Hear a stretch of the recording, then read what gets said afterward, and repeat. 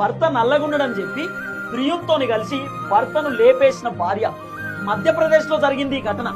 ఆఖరికి ఎట్లా కవర్ చేసిందంటే, మా ఇంట్లో రాత్రిపూట కొంతమంది దొంగలు పడ్డారు, నన్ను కట్టేసిర్రు, మా భర్త అడ్డుకుంటే మా భర్తను చంపేసిర్రు, మా ఇంట్లో ఉన్న బంగారం డబ్బులు మొత్తం దోసుకుపోయారని చెప్పి ఈ భార్య పోలీసులకు కంప్లైంట్ ఇచ్చింది.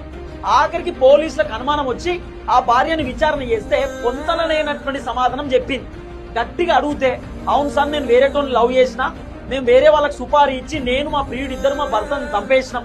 ఎందుకు చంపినవమ్మా అంటే, ఆయన కలర్ నాకు నచ్చలే, ఆయన నాకు తగ్గట్టు లేడు, నా అందానికి ఆయన మ్యాచ్ కాలే, అందుకే చంపేసినాం అని చెప్పి భార్య చెప్పిందట. ఇప్పుడు నాకు అర్థం కాని విషయం ఏంటంటే, పెళ్లి కాకంటే ముందు పెళ్లి చేసుకునేటప్పుడు నల్లగుండడో తెల్లగుండడో చూసుకోలేదా? సంసారం చేస్తున్నప్పుడే నల్లగుండడని చెప్పి యాదికి వచ్చిందా? పెళ్లి కాకంటే ముందు మంచిగానే చేసుకున్నావు కదమ్మా, పెళ్ళైన తర్వాతనే నల్లగుండడు నా భర్త అని చెప్పి యాదికి వచ్చిందా? ఎట్లా? పెళ్లి కాక ముందు తెలియదా? ఆఖరికి పెళ్ళైనాక నా భర్త నల్లగుండడు అని చెప్పి ఇన్స్టాగ్రామ్ లో వేరేటోని సెట్ చేసుకుంటారు. సెట్ చేసుకుంటే వాడేం చేసిండు, మన ఇద్దరం పెళ్లి చేసుకుందాం అని చెప్పి ఈ అమ్మాయికి చెప్పుడుతోటే ఇక అమ్మాయి వాళ్ళ ప్రియుడు ఇద్దరు కలిసి భర్తను చంపేసి పాప ఆయన మంచిగా నౌకరు చేసుకుని బతుకుతారట. ఎక్కడ కూడా ఈ అమ్మాయిని ఇబ్బంది పెట్టకుండా సాగుతున్నాడు. ఆయనను చంపేసి. ఇప్పుడు భర్త నచ్చనప్పుడు, భర్తగా నల్లగా ఉన్నప్పుడు విడాకులు ఇస్తే అయిపోయాయి కదా, సంపడెందుకు? ఆఖరికి వీళ్ళిద్దరు లవ్ చేసుకున్న సంగతి వాళ్ళ భర్తకు తెలిసిందట.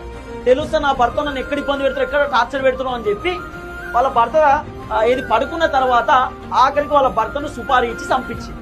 మధ్యప్రదేశ్ జరిగింది. చాలా దారుణమైనటువంటి ఘటన. ఈమె భార్య కాదు, రాక్షసి. అసలు ఈమె మహిళ కాదు, రాక్షసి. ఇలాంటి వాళ్ళు ఇంకా చాలా మంది ఉన్నారు.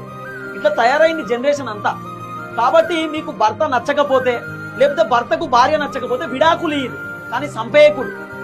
విడాకులు ఇచ్చిన తర్వాత వేరే వాళ్ళని పెళ్లి చేసుకో, కానీ ఇట్లా సంపేసుడు ఈ కథ అంతా చేయకూడదు. వాళ్ళకు కూడా లైఫ్ ఉంటది, వాళ్ళు కూడా బతుకుతారు, వాళ్ళకు బతకడానికి స్వేచ్ఛ ఉన్నది. దయచేసి వీడియో అందరికి షేర్ చేయండి.